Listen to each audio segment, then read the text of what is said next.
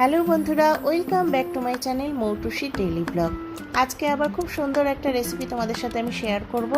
আমি তার জন্য নিয়ে নিয়েছি পোস্ত।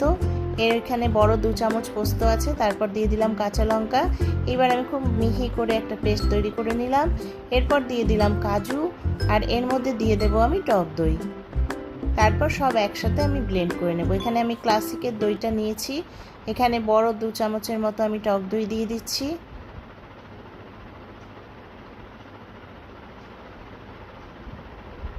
এইবার সব একসাথে আমি মিক্সিতে ঘুরিয়ে নেব। এখানে নিয়ে নিয়েছি আমি পটল। আমি আজকে দই পটল রান্না করব।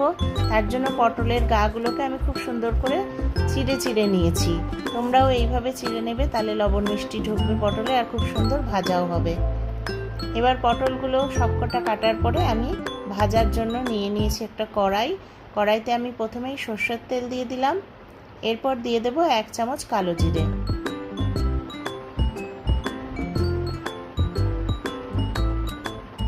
কালো জিরেটা গরম হলে আমি দিয়ে দেব এর মধ্যে পটলগুলো ভাজতে।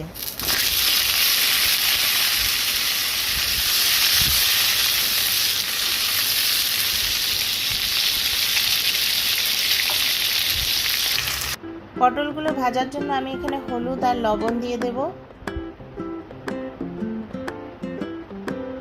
খুব সুন্দর করে পটলগুলো ভাজার জন্য আমি স্টিমটা কমিয়ে একটু ঢাকা দিয়ে দেব।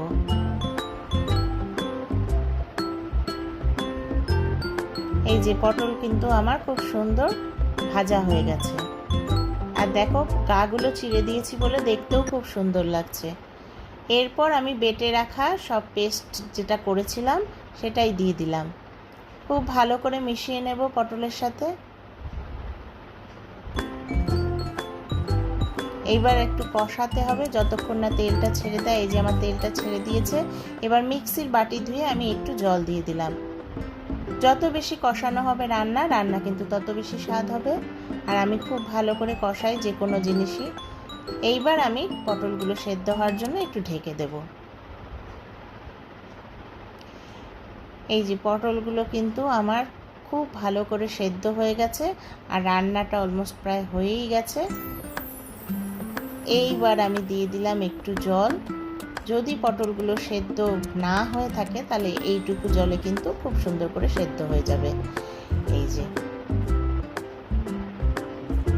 আমার কিন্তু দই পটল খুব সুন্দরভাবে রেডি হয়ে গেছে। এইভাবে একবার বানিয়ে দেখো বন্ধুরা।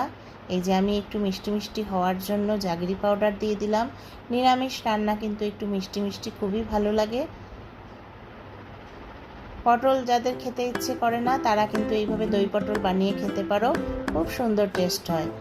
আমার রেসিপিগুলো যদি তোমাদের ভালো লাগে বন্ধুরা, তাহলে আমার চ্যানেলটাকে সাবস্ক্রাইব করো, লাইক দিও, আমার পাশে থেকো। আর দেখো, এই যে সুন্দর কিন্তু পটলের দই পটলটা আমার রেডি হয়ে গেছে। আর এটা গরম ভাতের সাথে ভীষণ ভালো লাগে। এতক্ষণ ধরে আমার রান্না দেখার জন্য অনেক অনেক অনেক ধন্যবাদ।